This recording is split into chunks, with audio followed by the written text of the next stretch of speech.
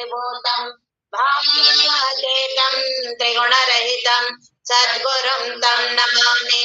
ओम गुरु ब्रह्मा गुरुर्विष्णु गुरुर्देवो महेश्वरः गुरु साक्षात् परब्रह्म तस्मै श्री गुरवे नमः।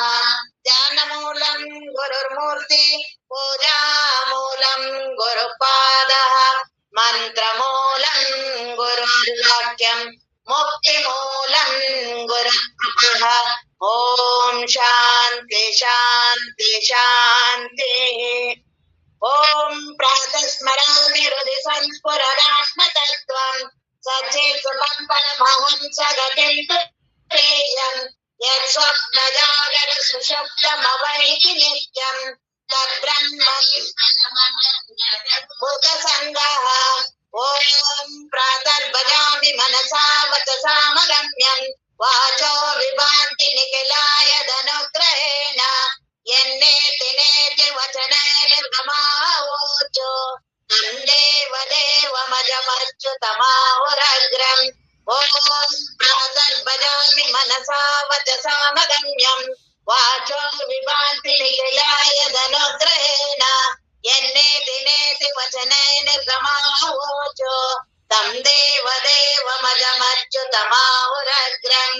ओम प्रातर्नमामि तमसा परमर्कवर्णं पूर्णं सनातनपदं पुरुषोत्तमाख्यं यस्मिन्निदं ज्ञानशेषमशेषमूर्तौ रज्ज्वान् भुजङ्गमैव ಪ್ರತಿಭಾಸಿತನ್ವಯೇ ನಾನು ನೆನೆಯುವೆನು ಬೆಳಗಿನಲ್ಲಿ ವರಸೂರ್ಯ ದೇವನನ್ನು ಸರ್ವ ವೇದಗಳ ದೇಹ ಮಂಡಲನ ಜಗದ ಜೀವನನ್ನು ಜಗದ ಉತ್ಪತ್ತಿ ರಕ್ಷೆ ಶಿಕ್ಷಣಕ್ಕೆ ಕಮಲ ಬಂಧುವನ್ನು ಭವ್ಯ ರೂಪನಾಮಯ ದೇವನನ್ನು ದಿವ್ಯ ದಿನಪನನ್ನು ಬೆಳಗು ನೆನವೆ ಭಾಸ್ಕರನ ದಯೆಯನ ಮನಸ್ಸು ವಾಣಿಯಿಂದ ಇಂದ್ರ ಪೂಜಿತನ ದೇವ ವಂದಿತನ ವಿನಯ ಭಕ್ತಿಯಿಂದ ಮಳೆಗೆ ಬೆಳಗ್ಗೆ ಕಲು ಆದಿ ಕಾರಣನ ವಿಶ್ವಪಾಲನನ್ನು ವರ ಪ್ರಭಾಕರನ ನಿಜ ಶುಭಾಕರನ ಕಿರಣ ಜಾಲನನ್ನು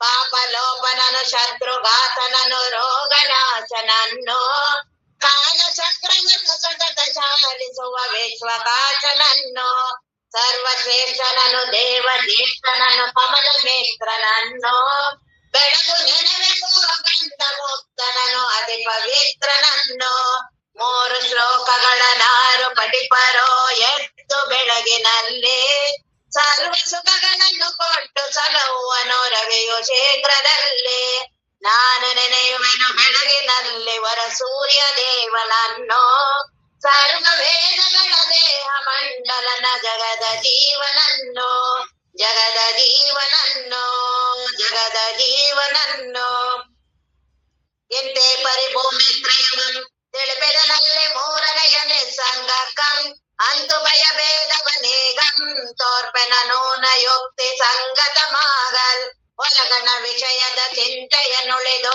ಬಲಿಕತ ಗೋಷ್ಠಿಗಳನ್ನೆರೆಗಡೆದು ನಿಜ ವೈರಾಗ್ಯದ ಕಲವೆಡೆಗೆಳದೆ ಸುಜನರ ಗೋಷ್ಠಿಗಳಂ ಸಲಬಿಡದೆ ತಡೆಯದೆ ಸುವಿಚಾರದ ಬಸಿತವನು ಬೆಳಿದ ಬುದ್ಧಿಯಲ್ಲಿ ಪಮುಕೊರವನು ಬೆಳಗ್ಗೆ ವಿಷಯ ಮಲ್ಲಿದಂಗಳೆದಂಗೆ ಬಳಿಕದರುಳು ತನ್ನಂ ನೋಡ್ಬಂಗೆ ಮುಚ್ಚಿದ ಬಗೆಯಂ ಕಳೆದುಳಿದಿದ್ದ ಕಚ್ಚ ಬರಿಯ ಸಮಸುಖವೆನಿಸಿದ್ದ ನಿಜವೇ ತೋರುವುದಿರೆಟ್ಟಂತೆ ಸುಜನನೆ ಕರಗತ ಮಾಡಿಕದಂತೆ ಆನೆಯ ನಾದಿಯು ಸದ್ರೂಪಾಗಿ ಆನೆ ನಿಷ್ಕಳ ಚೇದ್ರೂಪಾಗಿ ಎಂದೂ ನಿರ್ಮಳವ ಸುಖವಾಗಿ ವಂದನ ಗಣ್ಯಂ ಬೇರಿಲ್ಲಾಗಿ ಕೊಡದಂತೆರೆಯೋತ್ಪಾದ್ಯನು ಮಲ್ಲ ಜಡಗತಿಯಂತೆ ವಿಕಾರ್ಯನು ಮಲ್ಲ ನಿಜನಂತಿರೆ ಸಂಸ್ಕಾರ್ಯನು ಮಲ್ಲ ನಿಜನಾಕದ ಓನ್ ಪ್ರಾಪ್ಯನು ಮಲ್ಲ ನೆರೆಯದರಿನ್ನಾಲ್ಕೆ ಕರ್ಮಕ್ಕೆ ಗುರಿಯಾನಲ್ಲದರಿ ಮೋಕ್ಷಕ್ಕೆ ತಾನಲ್ಲಂ ಸಾಧಕನೆಂಬುವನು ನಾನಾ ಕರ್ಮದ ಸೋಂಕಿಲ್ಲದನು ಜ್ಞಾನಾಭಾಸವೆನಿಪಹಂಕಾರ ತಾನೆ ಸಗಿದ ಕರ್ಮದೊಳು ಶರೀರ ನಟಿಪುದು ಬೋಧಿಪ ಕರ್ಮ ಪದದೊಳು ಸುಖ ದುಃಖಾಕಾರದೊಳು ಆ ಸುಖ ದುಃಖವನ್ನನುಭವಿಸುತ್ತ ಈ ಸಂಸ್ಕೃತಿಯೊಳು ಸಂಚರಿಸುತ್ತ ಇಹಕಥದಿಂದನು ಕರ್ತನು ತಾನೇ ಸಹಜ ಮಾಡಿದ ನುಡುವುದು ತಾನೆ ಅದಕಧಿಕರಣವೆನಿಪ ತನ್ಮಾತ್ರ ಪದವಾನದನೊಳ್ ಕಿಂಚಿತ್ ಮಾತ್ರ ನಾನು ನಿರಂಗ ಅದರಿಂದೆನಗಾಗದು ನಿಸ್ಸಂಗ ನಿರವಯವೆನಿಸಿದ್ದ ಆಕಾಶಕ್ಕೆ ಚರಿಸುತ್ತಲ್ಲಿಯ ವಿಯಗಚಯಕ್ಕೆ ಅವಕಾಶತೆಯಲ್ಲದೆ ಸಂತಂಗ ಸವನಿಸದವರ ವಿಕಾರ ತರಂಗ ಈ ವಿಧದಲ್ಲಿ ದೇವನೆನಿಸಿಕೊಡಲೊತ್ತಿಹನಲ್ಲಿ ಉಂಟ ಹಮ್ಮಿನ ಸಂಸ್ಕೃತಿ ಭಂಗ ಅಂಟದ ನಾನದರಿಂ ನಿಸ್ಸಂಗ ಎಂಬ ಸಕಲ ನಿಷ್ಫಲದ ವಿಭೇದ ತೋರಲು ನಿಜ ಸುಖಿಯಾದ ಸ್ಥಿತಿ ತನಗಿದು ಸಾಮಾನ್ಯ ಸಂಗ ನಣದು ವಿಶೇಷ ಅಸಂಗ ತೋರಿಕೆಗೆ ಕಾರಣವಲ್ಲ ಕಾರಣವದರೊಳಗಿಲ್ಲ ಬ್ರಹ್ಮವು ಕಾರಣವಾಗಲರಿಯದು ಬ್ರಹ್ಮವು ಚಿತ್ತದರಿಂದಿದ್ದರು ಮಾಯೆಯ ಕಾರಣವಾಗಲರಿಯದು ಮಾಯ ವಿಚಾರಿಸಿ ಪುಸಿರೋಪಿನದು ಕಾರಣತೆಯು ಮೆಂತವಕ್ಕೆಲ್ಲಾಗೆ ಕಾರ್ಯಕ್ಕೆ ಕಾರಣವಿಲ್ಲವದಾಗಿ ಗುಣಪಡಿಯಲ್ಲದಿ ತೋರಿಕೆಯಲ್ಲ ಗಣಿಸಲು ಬಗೆಯಲ್ಲದೆ ಗಿಟಕ್ಕಿಲ್ಲ ಶ್ರುತಿಮತವೆಂತೆ ಯೋಗ್ಯಗಳೆಲ್ಲ ಪ್ರತಿಮತವಿದರುಳು ಸುರರಿಂಗೆಲ್ಲ ಬಗೆ ಕಾರಣನೀಶ್ವರನದ್ದರಿಂದ ಎನಲು ಮಳನೆ ಮಾಡಿಗೆಯಾದಂತೆ ಪುನರಪಿ ಪರ ಇಲ್ಲದೆ ಹೋದಂತೆ ಪರಶಿವನೇ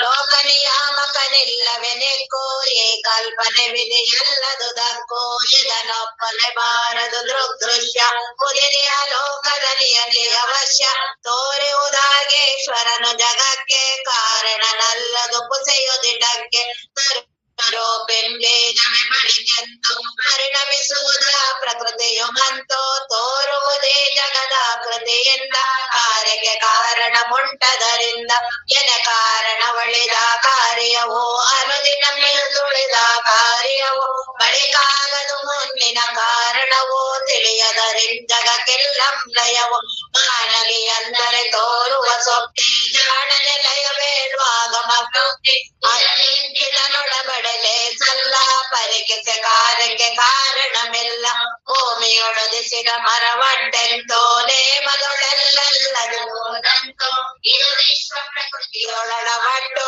ಅದು ತಾನಲ್ಲಿಯ ಗಲ್ಲಿಯ ಕೆಟ್ಟು ಪ್ರಕೃತಿವಾದ ರೂಪಂ ತಾನೇ ಲಕ್ಷ್ಯದ ಭೇದ ಏಮದ ವಿನ್ಯಾಸ ವಿಶೇಷವನು ಆ ಮಕುಟಾಧಿಕವೆನುತಿ ಹರದನು ಅದರಿಂ ವಿಪರೀತಾಕೃತಿಯಲ್ಲ ವಿದಿತಂ ಬಗೆಯಲು ದಿಟವದಕ್ಕಿಲ್ಲ ಬಗೆಯದು ಮಾಯಾಮಯ ಸಂಬಂಧ ನಿಗೆ ಮಾಯೆಯ ಅವಿಚಾರಿತ ಬಂಧ ಕುಸಿಯಾರೋಪಿತ ಜೀವಾಭಾಸ ಎಸೆವುದು ಬಗೆಯಂತದರ ವಿಲಾಸ ಇನಿತು ಪದಾರ್ಥಗಳ ರೂಪಾಗಿ ಕನಸಿನ ಓಲು ಜಗತ್ರಯಮಾಗಿ ತೋರುವುದಾಯ ರೂಪಿಂ ದೃಷ್ಟಿ ಬೇರೆನಿಸುತ್ತೆಂತಾಯ್ತೆ ಸೃಷ್ಟಿ ಸ್ಥಿರವಲ್ಲಿದು ದಿಟವೆಂಬೆ ಬುದ್ಧಿ ಅನುತಂಪುಸಿಯಂದೆಂಬುದು ಸಿದ್ಧಿ ಅದರಿಂ ನಿತ್ಯ ಅಸಂಗಂ ತಾನು ಸದಮಲ ಸುಖ ಪೂರ್ಣವೆಯಾಗಿ ಅನು ಅಂತು ವಿಶೇಷ ಸಂಗದ ಭೂಮಿ ಎಂತೆಂದರಿದಾತನೆ ಸುಕ್ಷೇಮಿ ಆನೆ ಸಂಗತೆ ಪಡೆದವನಿರುವು ಸೋನು ತಿಳಿಯ ಕಲ್ಪನೆಗದು ಪರವು ಅದು ತೆರೆಯಡಗಿದ ಸಾಗರದಂತೆ ಅದು ಮೇಘಂ ತೊಲಗಿದ ನಭದಂತೆ ಹೊರಗೆಳೆದೆಳೆವಾಡೆಯ ಸುಳಿಯಂತೆ ಮರುತ ನಡೆಗೆಲೆಯಣ ಸೊಡರಂತೆ ಎಲೆಯುದರಿದ ತರುವಿನ ಪರಿಯಂತೆ ನೆಲಸಿದ ಸುಖ ನೇತ್ರಿತ ನರನಂತೆ ಮಂಜುದೊಲಗಿ ಮಿರುಗು ಬರವಿಯಂತೆ ಮಂಜೇರ ಹದಿ ಅಳಿದ ಪೊನ್ನಂತೆ ಎಸೆವುದು ಸಚ್ಚಿನ್ ಮಾತ್ರವೆಯಾಗಿ ಮಸುಗೆವುದೊಂದರ ಸೋಕೆಲ್ಲಾಗಿ ವಿಕೃತಿಯ ನುಳಿದೆ ಸಂಸ್ಕೃತಿಯಲ್ಲೇ ಸುಕೃತಗೆ ವೈರಾಗ್ಯಂ ದೊರೆದಲ್ಲಿ ವರ ಮೋಕ್ಷಾಪೇಕ್ಷೆಯ ಬಲದಿಂದ ಗುರುವರ ನೊರೆದ ಸುಯೋಕ್ತಿಗಳಿಂದ ವಿರಚಿಪ ಶಾಸ್ತ್ರದ ಸುವಿವೇಕದೊಳು ಹೊರಕೊಂಡ ಜಡ ಜಡ ಭೇದದೊಳು ಆ ಜಡ ಸಂಗಂ ತನಗೆಲ್ಲೆಂಬ ಆ ಜಡ ತನು ಮುಖ್ಯವೇ ಪುಸಿ ಎಂಬ ಮನದಾಲೋಚನೆಯಿಂದ ಸಮಂತೋ ಅನುವಾಯ ಮಿಂಟು ಇದು ಬುದ್ಧಿಯ ಸೋವೇಕದೊಡವುದು ಅದರಿಂದ ಕ್ರಮಿದೆಂದೆನಿಸುವುದು ಯೋಗವನಭ್ಯಾಸಿಪ ಮಾನವನು ಯೋಗಂ ಸಿದ್ಧಿಸದೊಡಲಳಿದವನು ಏನಾನಂದರೆ ಕೇಳಿದನು ಸುತನು ಆನಂದದಿ ಬೇಡಂ ಗುರುವರನು ಪತನೈದಕ್ಕತೆ ಹಿತಮೆನಿಪನಿರೂಪಣಗಳೇ ಕಾದಶವಂ ಅತಿಶಯಮಾಗೆಡೆ ತಿಳಿಯಲ್ ಪ್ರತಿಪಾದಿತವಿಲ್ಲಿ ತನಗೆ ನಿಸ್ಸಂಗ ಯುಗ ಸಾಧು ಬರುತ್ತಿಹ ದಿಸೆಗೆ ಚರಣಗಳೋಡುತ್ತಿವೆ ಯಾರು ಬಲ್ಲರದು ಅರಿಯಬಹುದು ಸಾಧು ರೂಪದಲ್ಲಿ ಕಬೀರ ಸಾಧು ರೂಪದಲ್ಲಿ ಸಾಧು ಸಂತರಲ್ಲಿ ಕಬೀರನು ವಿನಂತಿಸುತ್ತಲೆಯನು ದೇವದರ್ಶನಕ್ಕೆ ಮಾರ್ಗವನ್ನು ತೋರಿರೆನ್ನುತಿಹನು ಕಬೀರ ತೋರಿರೆನ್ನುತಿಹನು ಸಾಧುವು ನದಿ ಜಲದಂತಿಹನು ಸ್ನಾನ ಮಾಡಿರಲ್ಲಿ ತನು ಮನ ಪವಿತ್ರವಾಗುವುದು ಸಾಧು ಸಂಗದಲ್ಲೇ ಕಬೀರ ಸಾಧು ಸಂಗದಲ್ಲೇ ಚಂದ್ರನ ತಂಪೋ ತಂಪಲ್ಲ ಹಿಮದ ತಂಪೋ ತಂಪಲ್ಲ ಸಾಧು ಸಂತರ ದಿವ್ಯ ಸಂಗ ತಂಪಿನಲು ತಂಪು ಕಬೀರ ತಂಪಿನಲು ತಂಪೋ ಮಧುರೆಗೋ ಪೊರೆ ದ್ವಾರೆಗೆಗೋ ಎಲ್ಲಿಗೆ ಹೋದರು ಸಾಧು ಸಂಗ ಭಜನೆಯನ್ನುಳಿದು ವ್ಯರ್ಥ ವ್ಯರ್ಥ ಎಲ್ಲ ಕಬೀರ ವ್ಯರ್ಥ ವ್ಯರ್ಥ ಎಲ್ಲ ಸಂತರ ಸೇವೆಯೋ ನಡೆಯದ ಮನೆಯೋ ಅವಲಕ್ಷಣಗಳ ತಾಣ ಆ ಮನೆ ಮಸಣವು ಎಂದು ತಿಳಿದು ಭೂತಗಳಾಡುವವು ಕಬೀರ ಭೂತಗಳಾಡುವವು ಸ್ವತಃ ರಾಮ ಕರೆದಾಗ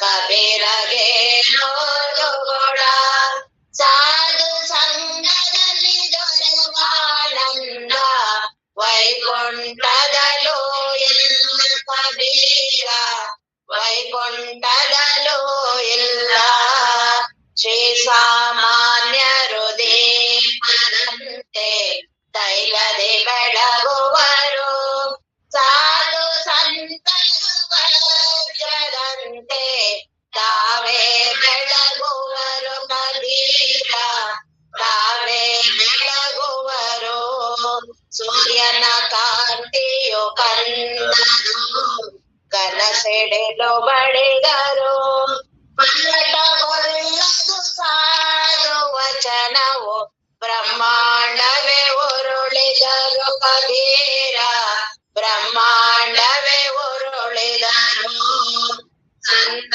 ದರ್ಶನ ದೇವ ದರ್ಶನ ಸ್ವಲ್ಪವೂ ಬೇಡವೇ ಇಲ್ಲ ಮನಸ ವಾಚ ಕರ್ಮಣ ಸಂತನೆ ಭಗವಂತ ಕಬೀರ ಸಂತನೆ ಭಗವಂತ ಎಲ್ಲ ವನದಲ್ಲೂ ಚಂದನ ಸಿಗದು ತೀರರು ಅಪರೂಪ ಎಲ್ಲ ಸಾಗರದಲ್ಲಿ ದೊರೆಯದು ಅಂತೆಯೇ ಉತ್ತಮ ಸಾಧು ಕಬೀರ ಅಂತೆಯೇ ಉತ್ತಮ ಸಾಧು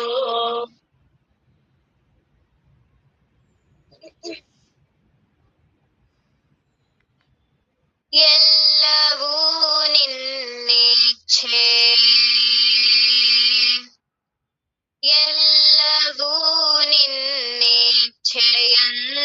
ನಡೆದಿರಲು ನೀನೆ ಭವಸಾಗರವ ದಾಟಿಸುವ ಹಡಗು ಎಲ್ಲವೂ ನಿನ್ನಿಚ್ಛೆ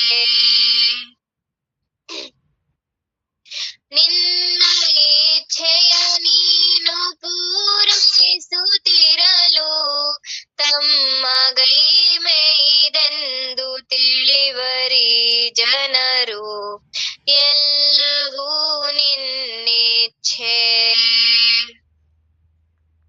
ಕೆಸರಿನಲ್ಲಿ ಸಲಗವನು ಹಿಡಿಯುವನು ನೀನು, ಹೇಳುವನನು ಗಿರಿಯ ತುದಿಗೊಯ್ಯುವನು ನೀನು. ಹಲವರಿಗೆ ಬ್ರಹ್ಮ ಪದವಿತ್ತು ಹಲವರನು ಭವ ಜಲಧಿ ಸುಳಿಯೊಳಗೆ ಎಸೆಯುವನು ನೀನು. ಎಲ್ಲವೂ ನಿನ್ನಿಚ್ಛೆ, ಎಲ್ಲವೂ ನಿನ್ನಿಚ್ಛೆಯಂತೆ ನಡೆದಿರಲು ನೀನೆ ಭವಸಾಗರವ ದಾಟಿಸುವ ಹಡಗು. ಎಲ್ಲವೂ ನಿನ್ನಿಚ್ಛೆ, ನೀನು ಚಾಲಕ ಶಕ್ತಿ ನಾನೊಂದು ಯಂತ್ರ, ನಾನೊಂದು ಬರಿಯ ಮನೆ ನೀನದರ ಮಂತ್ರ. ನಾನೊಂದು ರಥವಾಗೆ ನೀನದರ ರಥಿಕ, ನೀ ನಡೆಸೆ ನಾನಡೆವೆ ನಿನ್ನದೇ ಲೋಕ. ಎಲ್ಲವೂ ನಿನ್ನಿಚ್ಛೆ, ಎಲ್ಲವೂ ನಿನ್ನಿಚ್ಛೆಯಂತೆ ನಡೆದಿರಲು ನೀನೆ ಭವಸಾಗರವ ದಾಟಿಸುವ ಹಡಗು. ಎಲ್ಲವೂ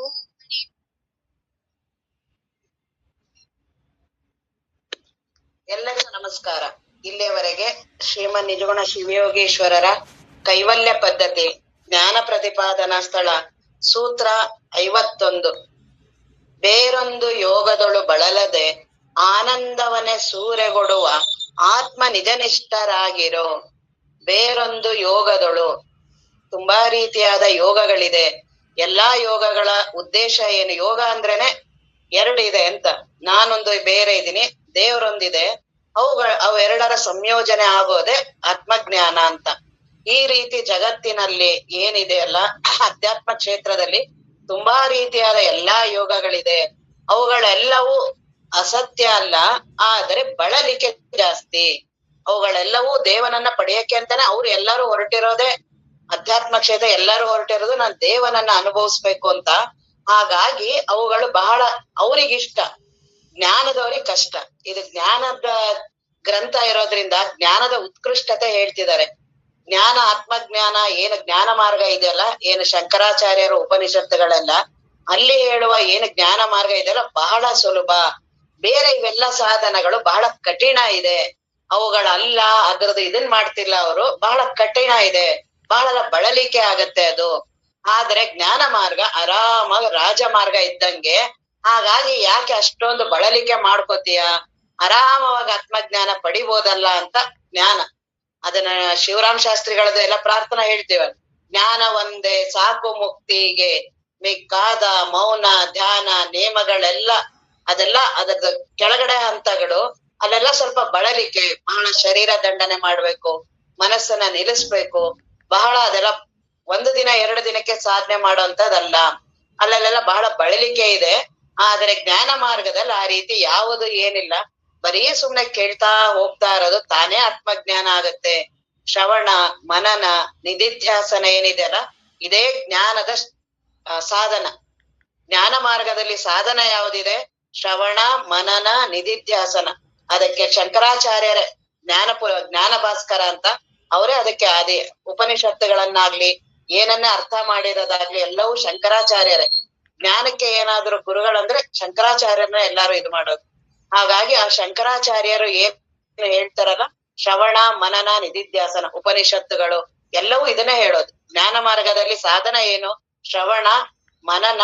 ಆ ಶ್ರವಣವನ್ನ ಹೇಗ್ ಕೇಳ್ತೀವೋ ಅದೇ ಮನನಕ್ಕೆ ಬೀಜ ಆಗತ್ತೆ, ಅದೇ ಮುಂದೆ ಫಲ ಕೊಡುತ್ತೆ, ನಿಧಿಧ್ಯಾಸನ. ಹಾಗಾಗಿ ಜ್ಞಾನ ಮಾರ್ಗದಲ್ಲಿ ಏನು ಸಾಧನ? ಬರೀ ಕೇಳೋದು, ಏನನ್ನು ಮಾಡೋ ಹಾಗಿಲ್ಲ, ಬರೀ ಸ್ಪಷ್ಟವಾಗಿ ಕೇಳೋದು, ಸ್ಪಷ್ಟಾಗಿ ಹೌದೋ ಇಲ್ವೋ ಅಂತ ಅರಿಯೋದು. ಅರಿತ ನುರಿತ ಬೆರತ ಮೈ ಮರೆತ. ಇದನ್ನ ಐರಿಣಿ ಮುಪ್ಪಿನಾರ್ಯರು ಹೇಳ್ತಿದ್ರು ಅಂತ ಸದಾಶಿವಕರು ಹೇಳ್ತಿದ್ರು. ಮೊದಲು ಅರಿತ, ಜ್ಞಾನ ಮಾರ್ಗದಲ್ಲಿ ಮೊದಲು ಏನು? ಅರಿಯೋದು. ಏನಿದು ಬ್ರಹ್ಮ ಅಂದ್ರೆ? ದೇವ್ರಂದ್ರೆ ಏನು, ಜಗತ್ತಂದ್ರೆ ಏನು, ನಾನಂದ್ರೆ ಏನು, ಈ ಮೂರೇ. ಎಲ್ಲಾರು ಹೊರಟಿರೋದು, ಎಲ್ಲಾ ಮಹಾತ್ಮ, ಎಲ್ಲಾ ಸಾಧನೆಗಳು ಈ ಮೂರೇ. ನಾನಂದ್ರೆ ಏನು, ಜಗತ್ತಂದ್ರೆ ಏನು, ದೇವ್ರಂದ್ರೆ ಏನು, ಮೂರರ ಸಂಶೋಧನೆನೆ. ಹಾಗಾಗಿ ಈ ಜ್ಞಾನ ಮಾರ್ಗದಲ್ಲಿ ಮೊದಲು ಅರಿಯೋದು. ನಾನಂದ್ರೆ ಏನು, ದೇಹನ, ಇಂದ್ರಿಯಗಳ, ಅಹಂಕಾರನ, ಜೀವತ್ವನ, ಮನಸ್ಸ, ಯಾವುದು ನಾನು, ಜಗತ್ತಂದ್ರೆ ಏನು ಈಗ ಗುರುಗಳು ಹೇಳ್ತಿದ್ದಾರೆ, ದೇಹ ನೀನಲ್ಲ, ಜೀವ ನೀನಲ್ಲ, ಇವೇನು ಇಂದ್ರಿಯಗಳಂತೆ ಇದೆ ಯಾವುದೂ ನೀನಲ್ಲ, ನುರಿತಾ. ಈಗ ಚೆನ್ನಾಗ್ ಮನನ ಮಾಡೋದು, ಹೌದೋ ಅಲ್ವೋ, ಹೌದೋ ಅಲ್ವೋ, ಪ್ರತಿ ಕ್ಷಣ ಗುರುಗಳು ಹೇಳ್ತಿದಾರೆ ಅಲ್ಲ ಅಂತ ನನಗೆ ಅನುಭವ ಇದೆ. ದೇಹ ನನಗೆ ಹಸಿವೆ ಆಗತ್ತೆ, ಹಸಿವೆ ಅನುಭವ ಇದೆ ಅಂದ್ರೆ ಎಲ್ಲ ಅನುಭವ ಇದೆ. ಹಸಿವೆ ತೃಷೆ ಇವೆಲ್ಲ ದೇಹದ ಅನುಭವ.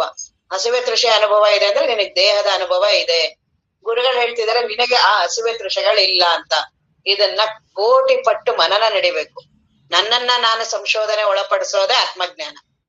ನನ್ನನ್ನ ನಾನು ಪ್ರತಿ ನನ್ನ ಅನುಭವ, ಗುರುಗಳು ಹೇಳುವ ಅನುಭವ, ಇವೆರಡನ್ನೂ ನಾನು ಅದನ್ನ ತರ್ಕ ಮಾಡಿ, ವಿಚಾರ ಮಾಡಿ, ಅವುಗಳನ್ನ ಮಾಡೋದೇ ನುರಿತ. ಅದನ್ನ ಚೆನ್ನಾಗಿ ನುರಿಬೇಕು ಎಲ್ಲಿವರೆಗೂ, ಅದನ್ನ ನಾನು ಬೆರೆಯೋವರೆಗೂ, ಹೌದು ಆತ್ಮವಸ್ತು ಅಂತ ಅನುಭವ ಬರುವವರೆಗೂ ಬೆರತ, ಆ ಆತ್ಮವಸ್ತುವಿನಲ್ಲಿ ಒಂದಾಗೋದು. ಕೊನೆಗೆ ಮೈ ಮರೆತ, ಬೆರ್ತಿದ್ದೀನಿ ಅನ್ನೋದು ಮರ್ತೋದ್ರೆ ಆತ್ಮಜ್ಞಾನ. ಹಾಗಾಗಿ ಜ್ಞಾನ ಸಾಧನ ನುರಿತ, ಬೆರೆತ, ಮೈ ಮರೆತ, ಇದು ಜ್ಞಾನ ಮಾರ್ಗದ ಸಾಧನೆ. ಇಲ್ಲಿ ಯಾವ ಸಮಾಧಿಗಳಾಗ್ಲಿ ಇವುಗಳಾಗ್ಲಿ ಜ್ಞಾನದಲ್ಲಿ ಬರಲ್ಲ. ಏನು ಸವಿಕಲ್ಪ, ನಿರ್ವಿಕಲ್ಪ, ದೃಶ್ಯಾನುವಿದ್ಯ, ಇವೆಲ್ಲಾ ಶಬ್ದಗಳು ಯೋಗದ್ದು. ಜ್ಞಾನದಲ್ಲಿ ಶ್ರವಣ, ಮನನ, ನಿಧಿಧ್ಯಾಸನ, ತುರ್ಯ ಅಷ್ಟೇ. ಏನ್ ಶಂಕರಾಚಾರ್ಯರು ಹೇಳ್ತಾರೆ, ತುರಿಕೆ ಮುಗಿಸ್ತಾರೆ. 3 ಅವಸ್ಥೆಗಳು ನೀನಲ್ಲ, ಅಷ್ಟೇ, ಮುಗ್ದೋಯ್ತು. ತಿರ್ಗಾ ಕೇಳ್ಕೊಂಡು ಹೋಗ್ತೀವಿ ಜೀವತ್ವವನ್ನ. ತುರ್ಯಾತೀತ, ಅಂಥದ್ದು, ಗುಣಗಂಧಾವಸ್ಥೆ, ಹಾಗೆ ಹೀಗೆ 3 ಅವಸ್ಥೆಗಳಲ್ಲೇ ತಾನೇ ಜೀವ ಇರೋದು. ಅಲ್ಲ ಅಂದ್ರೆ ಇರೋದೇ ಬ್ರಹ್ಮವಸ್ತು. ಆ ಬ್ರಹ್ಮವಸ್ತು ನೀನಿದೆ ಅಷ್ಟೇ, ಇದೇ ಅನುಭವ. ನೀನ್ ಬ್ರಹ್ಮವಸ್ತು ಇದೆಯಾ, 3 ಅವಸ್ಥೆಗಳು ನೀನಲ್ಲ, ಅಷ್ಟೇ ಸಾಧನ. ಮೂರು ಜಾಗ್ರಹ, ಸ್ವಪ್ನ, ಸುಷುಪ್ತಿ ಏನಿದೆಯಲ್ಲ ಅದನ್ನು ಅರಿಯುವ ಅರಿವು ನೀನು, ಬ್ರಹ್ಮವಸ್ತು. ಇದೇ ಆತ್ಮಜ್ಞಾನ. ತಿರ್ಗಾ ಯಾಕೆ ಮುಂದೆ ಅದನ್ನ ತುರ್ಯಾತೀತ, ಹಾಗೆ ಹೀಗೆ ಶಂಕರಾಚಾರ್ಯರಲ್ಲಿಲ್ಲ.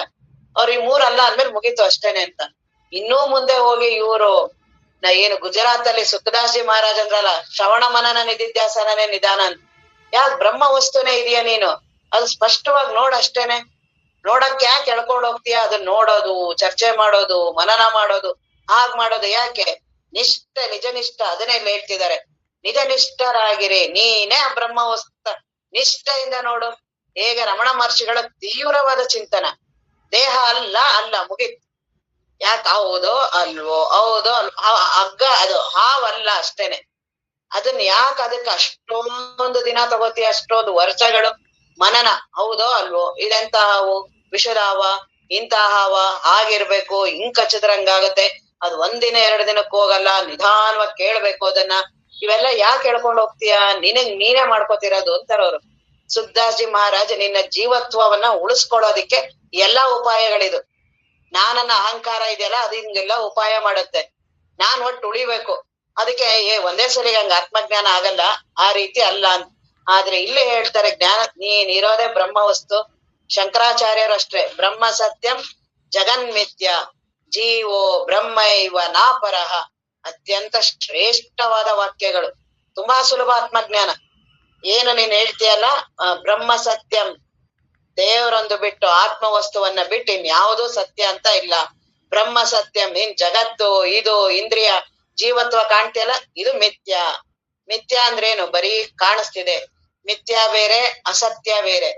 ಅಸತ್ಯ ಅಂದ್ರೆ ಒಂದು ವಸ್ತು ಕಾಣಿಸೋದು, ಅದು ಇಲ್ಲ, ಬದಲಾವಣೆ ಹೊಂದುತ್ತೆ, ಅದು ಅಸತ್ಯ, ಅನಿತ್ಯ. ಆದರೆ ಮಿಥ್ಯ ಅತ್ಯಂತ ಶ್ರೇಷ್ಠ. ಯಾಕೆ ಅಂದ್ರೆ ಕಾಣಿಸ್ತಾ ಇರ್ಬೇಕಾದ್ರೆ ಇಲ್ಲ ಅದು. ಇದಕ್ಕೆ ಶಂಕರಾಚಾರ್ಯರ ಯಾಕೆ ಇಲ್ಲಿವರೆಗೂ ಅತ್ಯಂತ ಉತ್ಕೃಷ್ಟ ಅದು ಅಂತಾರೆ ಅಂದ್ರೆ, ನೀನೇನ್ ಕಾಣಿಸ್ತಿದ್ಯಲ್ಲ ಈಗಲೇ ನೀನಿಲ್ಲ ಅಂತ.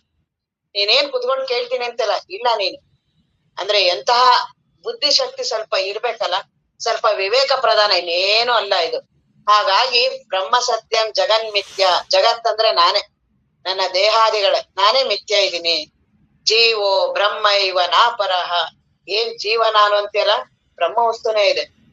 ಹೇಗೆ ಈಗ ಮಡಕೆ ಮಣ್ಣು ನೋಡೋದನ್ನ ಉದಾಹರಣೆ, ನೀನ್ ಎಲ್ಲಾದ್ರೂ ನೋಡೋದನ್ನ, ಮಡಕೆ ಅಂತ ನಿನ್ ತಲೆಯಲ್ಲಿದೆ, ಅಲ್ಲಿರೋ ಬರೀ ಮಣ್ಣಿದೆ. ಹಾಗೆ ದೇಹ ಇದೊಂದು ಆಕಾರ ಇದೆ, ಇದೊಂದು ನಾನು ಹೆಣ್ಣು ಗಂಡು ಇವೆಲ್ಲ ನಿನ್ನ ಮನೋಕಲ್ಪನೆ. ಹೇಗೆ ಅಲ್ಲಿ ನಿನಗ್ ಮಡಕೆ ಕಾಣಿಸ್ತಿದೆಯಲ್ಲ, ಹಾಗೆ ಈ ದೇಹ ಕಾಣಿಸ್ತಿದೆ. ಏನು ವ್ಯತ್ಯಾಸ ಇಲ್ಲ. ಲಕ್ಷಗೊಟ್ಟೆ ಹೊರಗಡೆ ದೃಷ್ಟಾಂತ ಅನುಭವ ಬಂತು. ಹಾಗೆ ನನ್ನನ್ನ ನಾನು ಲಕ್ಷಗೊಟ್ಟೆ ನೋಡಿದ್ರೆ ಆತ್ಮವಸ್ತು ಬಿಟ್ಟು ಏನು ಹಾಗೆ ಇಲ್ಲ.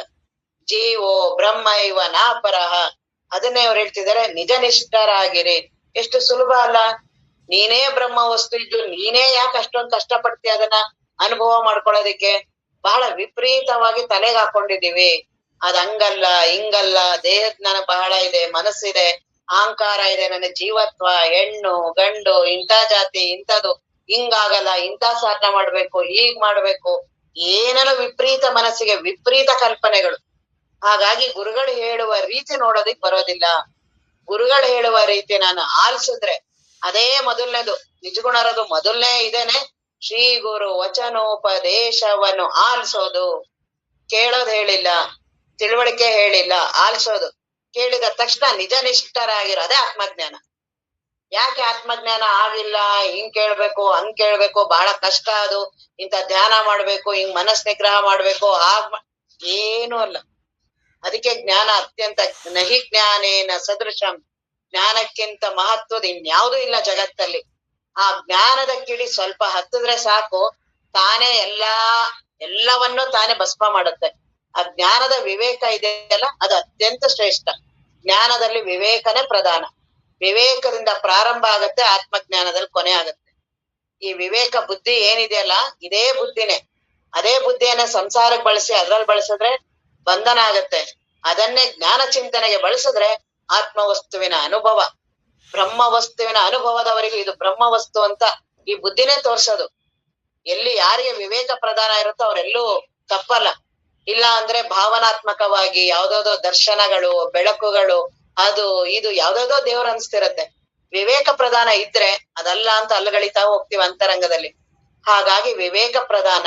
ಅದು ಎಂತ ವಿವೇಕ? ಸುವಿಚಾರದ ಬಸಿತವನ್ನು 9ನೇ ಗತಿ ಇವತ್ತು ಹೇಳ್ತಿದ್ವಲ್ಲ, ಅದು ಪರಮಾರ್ಥ ಗೀತೆ, ಅದ್ರಲ್ಲಿ ಹೇಳ್ತಾರೆ ಹೇಗೆ ವಿಚಾರ ಇರ್ಬೇಕಂದ್ರೆ, ವಿಚಾರವೆಂಬ ಬಸಿತ ಅದೇ ಭಸ್ಮ ಅಂದ್ರೆ. ಆ ವಿಚಾರವೆಂಬ ಭಸ್ಮ, ವಿಚಾರ ಪ್ರಾರಂಭ ಆಯ್ತು, ವಿಚಾರವೆಂಬ ಬಸಿತವನ್ನು ಪಿಡಿದ ಬುದ್ಧಿ ಎನುಪ ಮುಕುರವನ್ನು. ಯಾರು ವಿವೇಕದಿಂದ ಎಲ್ಲವನ್ನು ಹೌದೋ ಅಲ್ವೋ ಅಂತ ಸಂಶೋಧನೆ ಮಾಡ್ತಾ ಹೋಗ್ತಾರೆ, ಅವನ ಬುದ್ಧಿ ಬಹಳ ಪ್ರಕಾಶಮಾನ ಆಗತ್ತೆ. ಅಂತ ಬುದ್ಧಿಯೊಳಗೆ ಆತ್ಮದ ಅನುಭವ ತಾನೇ ಪ್ರಕಟ ಪ್ರಾರಂಭ. ಸ್ವಚ್ಛವಾದ ಕನ್ನಡಿ ಇದೆ ಅಂದ್ರೆ ಅಲ್ಲಿ ಆತ್ಮವಸ್ತುವಿನ ಪ್ರಕಟ ಆಗೋದು ಎಷ್ಟೊತ್ತು? ಪಿಡಿದ ಬುದ್ಧಿ ಎನಿಪ ಮುಕುರವನ್ನು ಬೆಳಗಿ ವಿಷಯ ಮಲಿ ನಂಗಳೆದಂಗೆ ಬಳಿಕದರೊಳು ತನ್ನಂ ನೋಡ್ಪಂಗೆ. ನನ್ನನ್ನು ನಾನೇ ಅಲ್ಲೇ ತಾನೇ ಅನುಭವ ಬರಕ್ ಪ್ರಾರಂಭ. ಈ ವಿವೇಕವನ್ನ ಹರಿತ ಮಾಡೋದೇ ಶ್ರವಣಾದಿಗಳು. ಈ ವಿವೇಕವನ್ನ ಪ್ರತಿನಿತ್ಯ ಅದಕ್ಕೆ ಬಹಳ ವಿವೇಕ ಮರೆ ಮಾಡುವಂತ ವಾಸನೆಗಳು ಇವುಗಳೆಲ್ಲ ಇದೆಯಲ್ಲ, ಅವುಗಳನ್ನೆಲ್ಲಾ ಕಳೆಯೋದೇ ಜ್ಞಾನದ ಚಿಂತನ. ಜ್ಞಾನ ಚಿಂತನ ಅತ್ಯಂತ ಉತ್ಕೃಷ್ಟ. ನಮ್ಗೇನ್ ಅನ್ಸುತ್ತೆ, ಬರೀ ಅದನ್ನ ಕೇಳ್ತಿದೀವಿ ಮಾಡ್ತಿದೀವಿ, ಬರೀ ಇದು ಹೇಳೋದು ಕೇಳೋದು ಅಂತ ಅಲ್ಲ.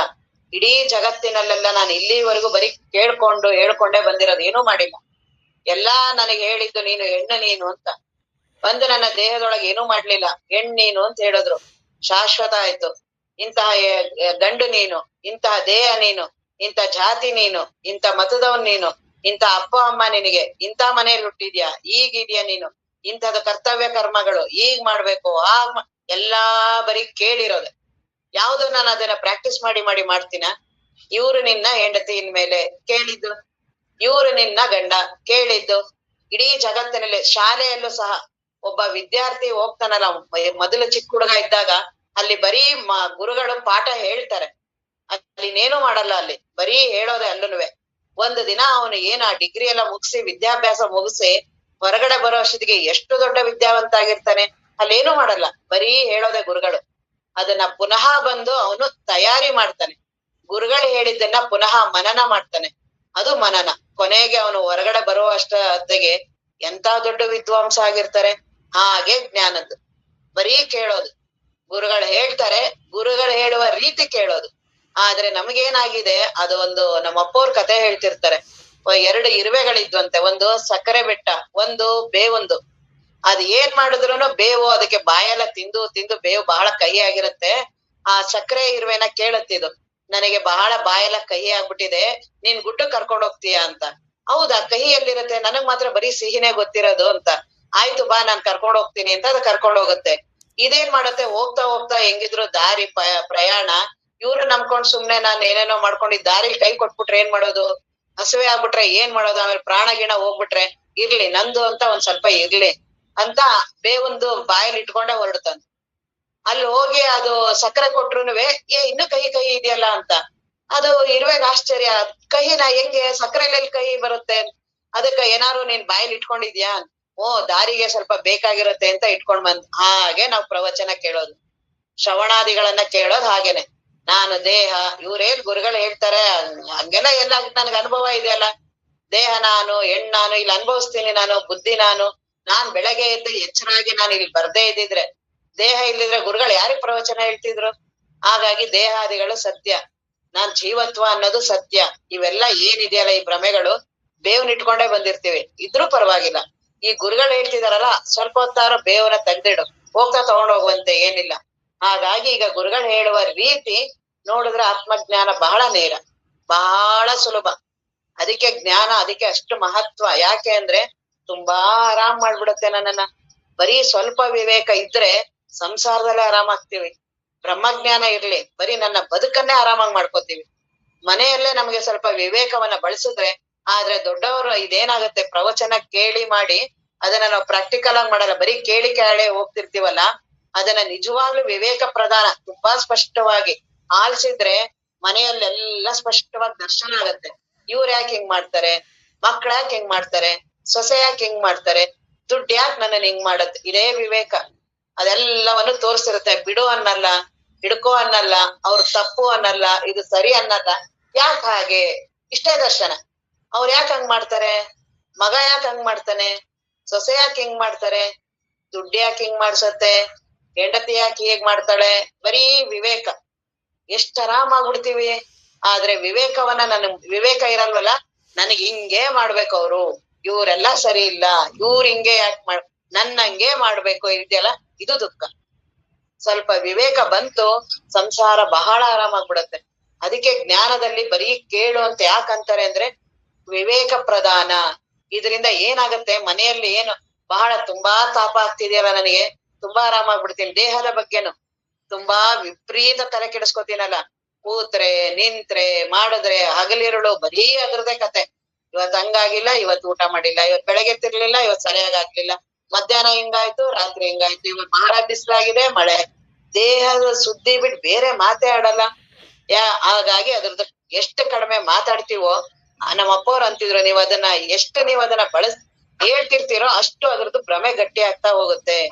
ಸಂಸಾರ ತುಂಬಾ ತುಂಬಾ ಗಟ್ಟಿ ಮಾಡ್ತಾ ಹೋಗ್ತೀವಿ. ದೇಹ ಹಗಲು ರಾತ್ರಿ ಅದ್ರದ್ದೇ ಮಾತಾಡ್ತಿದ್ರೆ, ಅಂತವ್ರ ಸಹವಾಸ ಮಾಡಿದ್ರೆ ಅದು ಗಟ್ಟಿ ಆಗತ್ತೆ. ಹಾಗಾಗಿ ಈ ವಿವೇಕ ಪ್ರಧಾನ ಇದ್ರೆ ತುಂಬಾ ತಲೆ ಕೆಡಿಸ್ಕೊಳಲ್ಲ. ಈ ದೇಹ ಅದೇನಿದೆ ಅದ್ರ ಸ್ವಭಾವ, ಎಷ್ಟು ನನ್ ಕೈಲಾಗುತ್ತೋ ಅಷ್ಟು ಮಾಡೋದು, ಆಮೇಲೆ ಕೈ ಎತ್ ಬಿಡ್ಬೇಕು. ಇಲ್ಲ ನಾನ್ ಹಿಂಗೇ ಮಾಡ್ತೀನಿ ಅಂತ ಹೋಗ್ತೀನಲ್ಲ, ಬಹಳ ದುಃಖಿ ಆಗ್ತೀನಿ.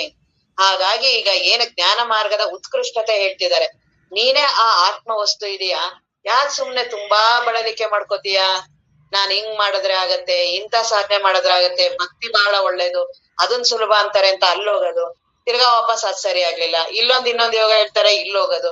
ಹಾಗಾಗಿ ಅಷ್ಟು ಯೋಗ ಕೇಂದ್ರಗಳು ಯಾಕಾಗಿದೆ, ಏನು ಗಲ್ಲಿಗಳಲ್ಲೆಲ್ಲ ಯಾಕೆ ಅಷ್ಟೊಂದು ಅಡ್ವರ್ಟೈಸ್ಗಳು, ಯಾಕೆ ಅಷ್ಟೊಂದು ಪ್ರಚಾರಗಳು, ಈ ಮನಸ್ಸನ್ ಸಮಾಧಾನ ಮಾಡಕ್ಕೆ. ಎಲ್ಲರಿಗೂ ಏನ್ ಉದ್ದೇಶ, ನಾನು ಆರಾಮಾಗ್ಬೇಕು ಅಂತ. ಅವ್ರು ಯಾವ ಸಾಧನೆಯವರೇ ಇರ್ಲಿ, ಎಲ್ಲರಿಗೂ ಏನ್ ಉದ್ದೇಶ, ಆರಾಮಾಗ್ಬೇಕು. ಈ ಮನಸ್ಸನ್ ಕಾಟ ತಡೆಯಕ್ಕಾಗಲ್ಲ.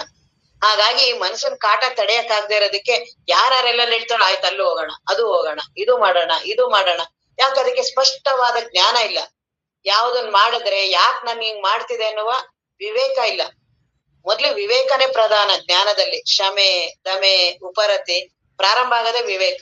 ಯಾಕ್ ಮನಸ್ಸು ಹಿಂಗ್ ಮಾಡ್ತಿದೆ, ಯಾಕ್ ನನ್ ಮನಸ್ಸು ಇಷ್ಟೊಂದು ಆವೇಶಕ್ಕೊಳಗಾಗತ್ತೆ, ಯಾಕೆ ಅಷ್ಟೊಂದು ಮೋಹ ಮಮಕಾರ ಮಾಡತ್ತೆ, ಯಾಕೆ ದೇಹದ ಬಗ್ಗೆ ಅಷ್ಟೊಂದು ತಲೆ ಕೆಡಿಸ್ಕೊಳತ್ತೆ, ಇದನ್ ವಿಚಾರ ಮಾಡೋದು ಶಮೆನೆ.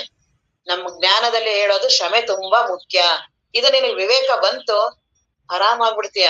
ಯಾಕೆ ಹಂಗಾಡತ್ತೆ ಮನಸ್ಸು ಅಂದ್ರೆ ತುಂಬಾ ವಿಪರೀತ ಅವ್ರನ್ನ ಅಂಟಿಸ್ಕೊಂಡಿದೀನಿ, ತುಂಬಾ ಹೆಂಡತಿ ಬಗ್ಗೆ ಬಹಳ ವಿಚಾರ ಮಾಡ್ತೀನಿ, ತುಂಬಾ ತಲೆಗೆ ಹಾಕೊಂಡಿದೀನಿ, ತುಂಬಾ ಗಂಡಂದ್ ಹಾಕೊಂಡಿದೀನಿ, ತುಂಬಾ ಮಕ್ಳದ್ ಹಾಕೊಂಡಿದೀನಿ, ಮೊಮ್ಮಕ್ಳ, ಅದಕ್ಕೆ ಅವ್ರ ಒಳಗಡೆ ಬಂದ್ ಒಳಗಡೆ ಇದಾರೆ, ಅವ್ರು ಹೊರಗಡೆ ಇಲ್ಲ.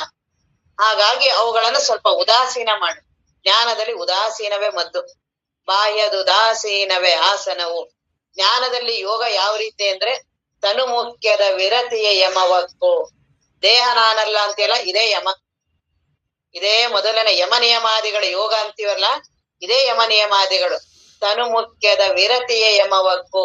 ದೇಹ ನಾನಲ್ಲ, ಯಮದ ಸಿದ್ಧಿ ಆಯ್ತು. ನಿಜ ಪದರ ಘನ ನಿಜ ಪದರತಿ ನಿಯಮವೇ ನೆಕ್ಕು. ಇನ್ನ ಆ ಬ್ರಹ್ಮ ವಸ್ತುವೇ ನಾನು ಅಂತ ದೃಢ ಬಂತಲ್ಲ, ಇದೇ ನಿಯಮ. ಬಾಹ್ಯದುದಾಸೀನವೇ ಆಸನ. ಇನ್ ಬಾಹ್ಯದ ಎಲ್ಲಾ ಉದಾಸೀನ ಆಗ್ಬಿಡುತ್ತೆ. ನನ್ ದೇಹನೇ ನನಗೆ ಉದಾಸೀನ ಆದಾಗ ಬಾಹ್ಯ ಜಗತ್ತೆಲ್ಲಿರುತ್ತೆ? ಬಾಹ್ಯದುದಾಸೀನವೇ ಇದೇ ಆಸನ. ಬಾಹ್ಯ ಕರಣವಳಿ ಅಸುರೋಧನವು. ಇನ್ನೆಲ್ಲಾ ಇಂದ್ರಿಯಗಳು ಹೊರಗಡೆ ಹೋಗೋದನ್ನ ನಿಲ್ಸೋದು, ಇದೇ ಪ್ರಾಣಾಯಾಮ. ಬಾಹ್ಯದುದಾಸೀನವೇ ಆಸನವು. ಬಾಹ್ಯ ಕರಣವಳಿ ಅಸುರೋಧನವು.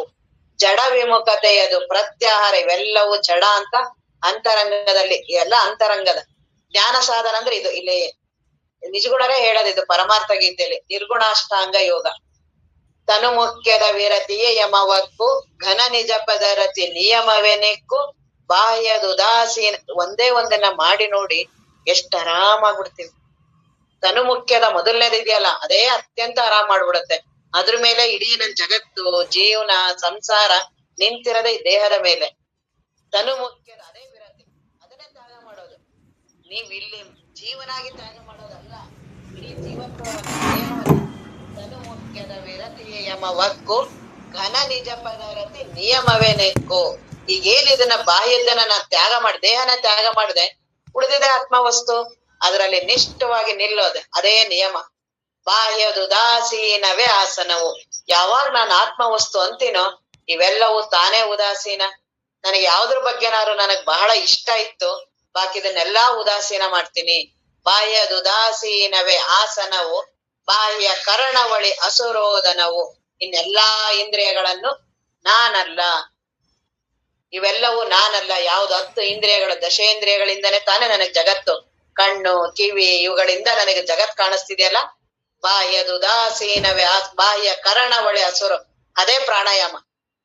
ನೀನು ಉಸಿರಾಟ ಗಿಸಿರಾಟ ಏನ್ ಹೇಳ್ತಾರಲ್ಲ, ಜ್ಞಾನದಲ್ಲಿ ಹೇಳ್ತಿದ್ದಾರೆ ಬಾಹ್ಯ ಕರ್ಣವಸ್. ಈ ಎಲ್ಲಾ ಇಂದ್ರಿಯಗಳು ನಾನಲ್ಲ. ಅದನ್ನೇ ಮನೋಬುದ್ಧಿ ಅಹಂಕಾರ ಚಿತ್ತಾನ್ ಇವುಗಳು ಯಾವುದೂ ನಾನಲ್ಲ. ಬಾಹ್ಯದುದಾಸೀನವೇ ಆಸನವು. ಬಾಹ್ಯ ಕರ್ಣವಳಿ ಅಸುರೋಧನವು. ಜಡ ವಿಮುಖತೆಯದು ಪ್ರತ್ಯಾಹಾರ. ಪ್ರತ್ಯಾಹಾರ ಬೇಕಲ್ಲ, ಇವೆಲ್ಲವೂ ಜಡ.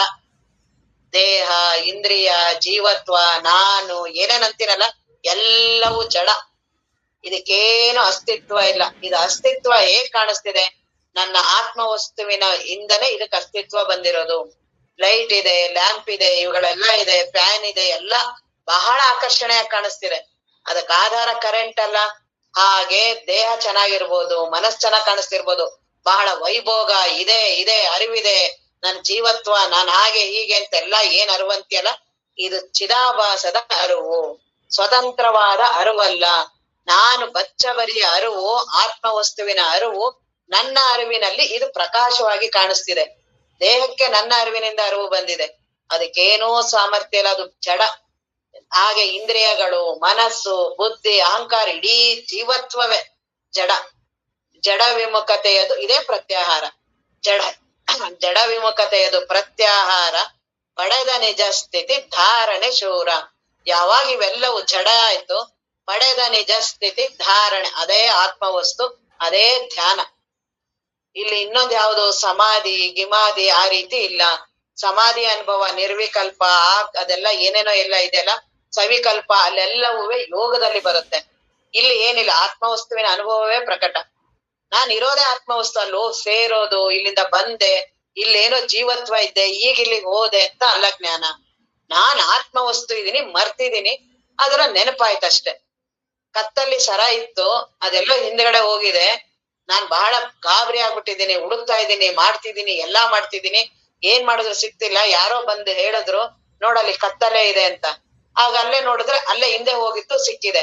ಹಾಗೆ ಬ್ರಹ್ಮ ವಸ್ತುವಿನ ಅನುಭವ. ನನಗೇನ್ ಅನಿಸ್ತು, ಕಳ್ಕೊಂಡ್ಬಿಟ್ಟಿದ್ದೆ, ಈಗ ಸದ್ಯ ಸಿಕ್ತು, ಇದೆಲ್ಲ ನನ್ನ ಭ್ರಮೆ. ಆದ್ರೆ ಎಲ್ಲಾರು ಹೋಗಿತ್ತ ಸರ? ಅಲ್ಲೇ ಇತ್ತು. ಹಾಗೆ ನಾನ್ ಆತ್ಮ ವಸ್ತುನೇ ಇದೀನಿ. ಅಲ್ಲಿ ಯಾವ ಸಮಾಧಿ, ನಾನ್ ಯಾವ್ದೋ ಹೋಗಿ ಅಲ್ಲಿ ಹೋಗಿ ಸೇರ್ದೆ, ಅಲ್ಲಿ ಏನೋ ಒಂದ್ ಆಯ್ತು, ಮುಂದೆ ಏನೋ ನನಗೆ ಇದಿರ್ಲಿಲ್ಲ, ಮನಾಲಯ ಆಯ್ತು, ಯಾವ್ದು ಇಲ್ಲ. ಇದಕ್ಕೆ ಅಸ್ತಿತ್ವನೇ ಇಲ್ಲ. ಜೀವತ್ವಕ್ಕೆ ಏನಾದ್ರೂ ಅಸ್ತಿತ್ವ ಇದ್ರೆ ತಾನೇ, ಈ ಮನಸ್ಸಿಗೆ ಏನಾದ್ರು ಅಸ್ತಿತ್ವ ಇದ್ರೆ, ಬುದ್ಧಿಗೆ ಅಸ್ತಿತ್ವ ಇದ್ರೆ, ಇದಕ್ಕೆ ಏನು ಅಸ್ತಿತ್ವ ಇಲ್ಲ. ತನುವಿಗೂ ಆತ್ಮ ಭೇಟಿನೇ ಆಗಿಲ್ಲ. ತನುವಿಗೂ ಆತ್ಮನಿಗೂ ಎಂದೆಂದು ಸಂಗತಿನೇ ಆಗಿಲ್ಲ. ಇನ್ ಹೋಗಿದ್ ಅಲ್ಲೋಗ್ ಸೇರುತ್ತೆ, ಲಯ ಆಗತ್ತೆ, ಹಂಗಾಗತ್ತೆ, ಹಿಂಗಾಗತ್ತೆ. ಇದೆಲ್ಲ ಜೀವನ ಬಡಬಡಿಕೆ. ಆತ್ಮ ವಸ್ತುವಿನಲ್ಲಿ ಯಾವುದು ಇಲ್ಲ, ಮತ್ತ ಅದರಿಂದ ಇದು ಪ್ರಕಟ ಆಗಿದೆ. ಇದೇನ್ ಹೋಗಲ್ಲ ಆತ್ಮ ವಸ್ತುವನ್ನ ಹೋಗಿ ಅಲ್ಲಿ. ಇದನ್ನೇನ್ ಹೇಳುತ್ತೆ ಇದು? ಇದಕ್ಕೇನಿದೆ? ಅದಕ್ ಬಹಳ ಉದಾಹರಣೆ ನಿದ್ರೆ ಇದೆ. ನಿದ್ರೆ ಅನುಭವ ಇದೆಯಲ್ಲ, ಅದನ್ನ ಎಚ್ಚರದವನು ಎಷ್ಟಾದ್ರೂ ನಾನ್ ಮಾತಾಡ್ಲಿ, ಬಹಳ ಇಂದ್ರಿಯಗಳಿಂದ, ಬುದ್ಧಿಯಿಂದ, ಮನಸ್ಸಿನಿಂದ ಅವುಗಳ ಬಗ್ಗೆ ಬಹಳ ಪ್ರಬಂಧ ಬರ್ದೆ, ಶಾಸ್ತ್ರವನ್ನೆಲ್ಲ ಹೇಳ್ದೆ, ಕ್ರಮಬದ್ಧ ಪಂಚೀಕರಣ, ಅದು ಇದು ಇವೆಲ್ಲವನ್ನು ಹೇಳ್ದೆ. ಅದನ್ನಕ್ಕನಿದ್ರೆ ನೀನ್ ಹೋಗು, ಆಮೇಲೆ ಅದ್ ಅನುಭವ ಬರುತ್ತೆ. ನಾನು ಹೋದ್ಮೇಲೆ ಅದ್ರದ್ದು ಅನುಭವ. ಹಾಗೆ ಈ ಬುದ್ಧಿ, ಈ ಮನಸ್ಸು, ಇವುಗಳು ಪೂರ್ತಿ ಮರೆಯಾದ್ರೇನೆ ಆತ್ಮದ ಅನುಭವ. ಇರೋದೇ ಆತ್ಮದ ಅನುಭವ. ಇವುಗಳ ಗದ್ದಲದಲ್ಲಿ ಇವುಗಳನ್ನ ಮೀರೇನೋ ಹೋಗ್ಬೇಕು, ಇವುಗಳನ್ನೇನೋ ಬಿಟ್ಟು ಹೋಗ್ಬೇಕು, ಇವುಗಳನ್ನ ಹೋಗಲ್ ಒಂದ್ ಮಾಡ್ಬೇಕು, ಇದೆಲ್ಲ ಜೀವನ ಭ್ರಮೆ. ಅನುಭವದಲ್ಲಿ ಏನೂ ಇಲ್ಲ, ಇರೋದೇ ಆ ರೀತಿ ಅನುಭವ. ಹಾಗಾಗಿ ಅಂತಹ ಅನುಭವದಲ್ಲಿ ನಿಜನಿಷ್ಠರಾಗಿರಿ. ನಾನ್ ಆತ್ಮ ವಸ್ತುನೇ ಇದ್ದೀನಿ, ದೇಹಾದಿ ನಾನ್ಯಾಕಾಗ್ಲಿ? ನನ್ನಿಂದ ಅದಕ್ಕೆ ಅಸ್ತಿತ್ವ ಬಂದಿದೆ. ಮನೇಲಿ ಅಂತಿರ್ತೀವಲ್ಲ ನಾವು, ಅವನೇ ನನ್ನನ್ನ ಹೇಳೋದಲ್ಲಿ, ನಾನ್ ಅವನನ್ನ ಸಾಕಿರೋದು, ನಾನ್ ಅವನು ನನ್ನ ಇದ್ರಲ್ಲಿ, ನನ್ನಿಂದ ಅವನು ಬೆಳೆದಿರೋದವನು, ನನ್ನಿಂದ ಅವನ್ ಹಂಗಾಗಿದ್ದಾನೆ, ನನ್ನಿಂದ ಹಿಂಗಾಗಿದ್ದಾನೆ ಅಂತೆಲ್ಲ. ಹಾಗೆ ಅದ್ರ ಬದ್ಲು ಬ್ರಹ್ಮ ವಸ್ತುವಿನಲ್ಲಿ ನಾನ್ ಬ್ರಹ್ಮ ವಸ್ತು ಇದ್ದೀನಿ, ನಾನ್ ಆತ್ಮ ವಸ್ತು ಇದ್ದೀನಿ. ನನ್ನ ಅನುಭವದಲ್ಲಿ ದೇಹಾದಿಗಳು ಪ್ರಕಟ ಆಗಿದೆ, ದೇಹಕ್ಕೇನು ಅಸ್ತಿತ್ವ ಇಲ್ಲ. ಅದಕ್ಕೆ ಯಾವ ಯೋಗ್ಯತೆ ಇದೆ? ಅದಕ್ಕೇನು ಇಲ್ಲ. ಅದಕ್ಕೆ ಎಲ್ಲೋ ಒಂದ್ ಎಚ್ಚರದಲ್ಲಿ ಸ್ವಲ್ಪ ಕಾಣಿಸ್ದಂಗ್ ಮಾಡತ್ತೆ, ಬಹಳ ವಿಪರೀತ ಅದ್ರಲ್ಲಿ ಹಾರಾಟ, ಏನ್ ಅದ್ರದ್ದೆಲ್ಲ ಇದೆ ಎಚ್ಚರದಲ್ಲೇ. ಏನೇನ್ ಕೇಳಿದೀನಿ, ಮಾಡಿದೀನಿ, ಸಾಧನೆ ಮಾಡಿದೀನಿ, ಅದನ್ ಮಾಡಿದೀನಿ, ಎಲ್ಲಾ ಮಾತಾಡೋದು ಎಚ್ಚರದ್ದೇ. ನಿದ್ರೆ ಇಲ್ಲಿ ಕೇಳ್ತಾನೆ ನಿದ್ರೆ ಬಂದ್ರೆ ಕ್ಷಣ ಮಾತ್ರದಲ್ಲಿ ಮರೆ ಆಗ್ಬಿಡುತ್ತೆ. ಇವ್ನಿಗೆ ಯಾಕೆ ಅಷ್ಟೊಂದು ಮಹತ್ವ? ಮತ್ ಇವ್ನ್ ಇಲ್ದೇದಾಗ್ಲೇ ಆತ್ಮದ ಅನುಭವ, ಇವನೇ ಗಡಬಿಡಿ ಮಾಡಿರೋದು. ಅವನನ್ನ ಇಟ್ಕೊಂಡು ಆತ್ಮ ವಸ್ತುವಿನ ಅನುಭವಿಸ್ತೀನಿ ಅಂತೀನಲ್ಲ. ಹಾಗಾಗಿ ನೀನ್ ಇರೋದೇ ಆತ್ಮ ವಸ್ತು. ಅದೇ ಶಂಕರಾಚಾರ್ಯರು ಜೀವೋ ಬ್ರಹ್ಮ ಇವ ನಾಪರಹ. ಇದೇನ್ ಕಾಣಿಸ್ತಾನೆ ಇದೀನಿ ಅಂತೆಲ್ಲ, ಇವನೇ ಮಿಥ್ಯ ಇದೆ. ಇವನಿಗೆ ಏನು ಅಸ್ತಿತ್ವ ಇಲ್ಲ. ಮಿಥ್ಯ ಅನ್ನೋದು ಅತ್ಯಂತ ಶ್ರೇಷ್ಠ ಜ್ಞಾನದಲ್ಲಿ. ಕಾಣಿಸ್ತಾ ಇದೆಯಾ ಅಂತ, ನೀನೇನೀಗ ಇದೀನಿ ಅಂತೆಲ್ಲ ಬರೀ ಕಾಣಿಸ್ತಾ ಇರೋದು. ದೇಹ ಅಂತ ಒಂದು ಆಕಾರ ಇದೆ, ದೇಹದ ಒಂದು ಆಕಾರ, ನೀನ್ ಈಗ ಇದೆಯಲ್ಲ ಈ ರೀತಿ ಒಂದು ಆಕಾರ, ಇದಕ್ಕೊಂದು ದೇಹ ಅಂತ ಒಂದು ಹೆಸರು ಅಷ್ಟೇ. ನಿಜವಾಗ್ಲೂ ಅದನ್ನ ಲಕ್ಷ್ಯಗೊಟ್ಟಿ ನೋಡು, ಇಲ್ವೇ ಇಲ್ಲ. ಅಲ್ಲಿ ಇರೋದು ಬರೀ ಆತ್ಮವಸ್ತು. ಮಡಿಕೆ ಅಂತ ಕಾಣಿಸ್ತಿದೆ, ಕುಡಿಕೆ ಅಂತ ಕಾಣಿಸ್ತಿದೆ, ಲಕ್ಷ್ಯಗೊಟ್ಟಿ ನೋಡು. ಕಂಠದ ಕಡೆ ನೋಡು, ತಳದ ಕಡೆ ನೋಡು, ಯಾವ ಕಡೆ ನೋಡು, ಮಣ್ ಬಿಟ್ಟು ಏನು ಹಾಗೆ ಇಲ್ಲ ಅಲ್ಲಿ. ಹಾಗೆ ನಿನ್ ದೇಹ ಒಂದು ಆಕಾರ ನನಗಿದೆ ಅಂತೀಯಲ್ಲ, ನಾನೊಂದು ಆಕಾರ ಇದೀನಿ, ಇದಕ್ಕೊಂದು ದೇಹ ಅಂತ. ಅಲ್ಲಿ ಹೆಂಗೆ ಮಡಿಕೆ ಇದೆ ಅಲ್ಲಿ ಅಂತ ಕಾಣಿಸ್ತಿದೆಯಲ್ಲ, ಲಕ್ಷ್ಯ ಕೊಟ್ಟು ನೋಡಲ್ಲಿ. ಹಾಗೆ ಈ ದೇಹ, ಈ ಜೀವತ್ವ ಏನು ಅಸ್ತಿತ್ವ ಇಲ್ಲ, ಸುಮ್ನೆ ಹಿಂಗೆ ನಾಮರೂಪ. ಇದು ಒಂದ್ ಹೆಸರು ಕೊಟ್ಟಿದೆ, ಅದಕ್ಕೆ ಒಂದು ಆಕಾರ ಇದೆ. ಆ ಆಕಾರನ ಇದನ್ನ ಬಹಳ ಗಟ್ಟಿ ಹಿಡಿದಿದ್ಯಾ ನೀನು. ನಾಮರೂಪ ಇದು ಕಲ್ಪಿತ, ನಾಮರೂಪ ಆಧಾರ್. ಇದಕ್ಕೆ ಆಧಾರವಾಗಿರುವ ಬ್ರಹ್ಮ ವಸ್ತು ನಾನು, ಅಂತಹ ಆತ್ಮ ವಸ್ತು ನಾನಿದ್ದೀನಿ. ಇವುದು ಮಿಥ್ಯ. ಇದು ಇದೇ ಅತ್ಯಂತ ಶ್ರೇಷ್ಠ. ಇಂತಹ ಆತ್ಮ ವಸ್ತುವಿನ ಅನುಭವದಲ್ಲಿ ನಿಜನಿಷ್ಠರಾಗಿರಿ. ಯಾಕೆ ಈ ಜೀವತ್ವವನ್ನ ಅದನ್ನ ಇಟ್ಕೊಂಡು ಯಾಕೆ ಸಾಧನೆ ಮಾಡಕ್ ಹೋಗ್ತೀಯ? ಯಾರು ಅವನಿಗೆ ಅಸ್ತಿತ್ವನೇ ಇಲ್ವೋ, ಯಾರು ಭ್ರಮೆಲಿದಾನೋ, ಇವನ್ ಸೃಷ್ಟಿನೇ ಭ್ರಮೆ. ನಾನ್ ಏನ್ ಮಾತಾಡ್ತಾ ಇದ್ದೀನಲ್ಲ, ನಾನೇ ಭ್ರಮೆಲಿದ್ದು ಮಾತಾಡ್ತಾ ಇರೋದು. ನಾನ್ ಯಾವಾಗ ಮಾತಾಡೋದನ್ನ ನಿಲ್ಲಿಸ್ತೀನಿ, ಯಾವಾಗ ಬುದ್ಧಿಯನ್ನ ಬಿಡ್ತೀನಿ, ಯಾವಾಗ ಅಹಂಕಾರವನ್ನ ಬಿಡ್ತೀನಿ, ಆತ್ಮ ವಸ್ತುವಿನ ಅನುಭವ ಎಲ್ಲಿವರೆಗೂ ಇಟ್ಕೊಂಡು ಇದನ್ನ ಮಾತಾಡ್ತಿರ್ತೀನೋ ಅದರದ ಅನುಭವ ಒಂದು ಚೂರೂ ಇಲ್ಲ ನನಗೆ. ಇಲ್ಲೇ ಕುತ್ಕೊಂಡು ಮಾತಾಡ್ತಾ ಇರ್ತೀನಿ. ಈ ಮನಸ್ಸು ಲಯನಾರು ಆಗೋದು, ಇದು ಬ್ರಹ್ಮಜ್ಞಾನ ಅಲ್ಲ. ಯಾಕೆ? ಮನಸ್ಸಿಗೆ ಅಸ್ತಿತ್ವನೇ ಇಲ್ಲ. ಜ್ಞಾನದವ್ರು ಹೇಳೋದು ಇಡೀ ಜೀವತ್ವಕ್ಕೆ ಅಸ್ತಿತ್ವ ಇಲ್ಲ. ಇನ್ ಸಾಧನೆ ಇನ್ನೇನ್ ಮಾಡ್ತೀಯಾ? ಇನ್ ಅವನ್ ಮಾತು ಏನ್ ಕೇಳ್ತೀಯಾ? ಇನ್ಯಾವ ಸಮಾಧಿಗಳು ಅದು ಇದೆಲ್ಲ ಮಾತಾಡ್ತಿರೋ ಜೀವನ್ ಇವನ್ ಏನೂ ಇಲ್ಲ. ಹಾಗಾಗಿ ಶಂಕರಾಚಾರ್ಯರು ಅವರೆಲ್ಲ ಹೇಳೋದು 3 ಅವಸ್ಥೆಗಳು ನೀನಲ್ಲ, ಬ್ರಹ್ಮಾವಸ್ಥೆ ಅಷ್ಟೇ. ಯಾಕೆ ಅದನ್ನ ಎಳಿತಾ ಹೋಗ್ತೀಯಾ? ಹಂಗ ಹೋಗ್ಬೇಕು, ಒಳಗಡೆ ಹಂಗಾಗ್ಬೇಕು, ಹಿಂಗಾಗ್ಬೇಕು, ಮುಂದೆ ಹಿಂಗಾಗ್ಬೇಕು. ಅಲ್ಲ ಎಲ್ಲ ಎಚ್ಚರದವನ್ ಅಷ್ಟೇನೆ ಇವನು. ಇಡೀ ಜೀವತ್ವವೇ ನಾನಲ್ಲ. ಅವನೇನ್ ಜೀವ ನಾನು ಅಂತೆಲ್ಲ ಲಕ್ಷ ಕೊಟ್ಟಿ ನೋಡು, ಬ್ರಹ್ಮ ವಸ್ತು ಬಿಟ್ಟು ಏನೂ ಆಗಿಲ್ಲ, ಭೇಟಿನೇ ಆಗಿಲ್ಲ ನಿನಗೆ. ನೀನು ಆತ್ಮ ವಸ್ತುನೇ ಇದೆಯಾ, ದೇಹ ನಿನಗೆ ಭೇಟಿನೇ ಆಗಿಲ್ಲ. ನಿನಗೇನಿದೆ, ನಾನು ಈಗ ದೇಹ ಇಟ್ಕೊಂಡು ಆತ್ಮ ವಸ್ತುನ ಅನುಭವಿಸ್ತೀನಿ, ದೇಹ ನನಗೆ ಸತ್ಯ, ಜಗತ್ತು ಸತ್ಯ, ಇವ್ರು ಸತ್ಯ, ಇದು ಸತ್ಯ, ಇದನ್ನೆಲ್ಲ ಅಂತಿದ್ಯಲ್ಲ, ನೀನೇ ಸುಳ್ಳು. ಕನ್ಸಲ್ಲಿರೋನ್ ಬಡಬಡಾಯಿಸ್ತಾ ಇದ್ದಾನೆ ತುಂಬಾ. ಕನ್ಸಲ್ಲಿದ್ದೀನಿ ಅಂತ ಏನ್ ಮಾಡಿದ್ರು ಪ್ರಜ್ಞೆ ಬರೋದಿಲ್ವಲ್ಲ, ಹಾಗೆ ಈ ಜೀವತ್ವ ಅಂತ ಏನಿದೆಯಲ್ಲ, ಏನು ನೀ ಜೀವತ್ವನೇ ಇಲ್ಲ. ತನುವಿಗೂ ಆತ್ಮನಿಗೂ ಎಂದೆಂದು ಸಂಗತಿನೇ ಇಲ್ಲ, ಭೇಟಿನೇ ಆಗಿಲ್ಲ. ನನಗ್ ಯಾವಾಗ್ಲಾರು ಕತ್ಲೆಗೆ ಬೆಳಕು ಭೇಟಿ ಆಗತ್ತಾ?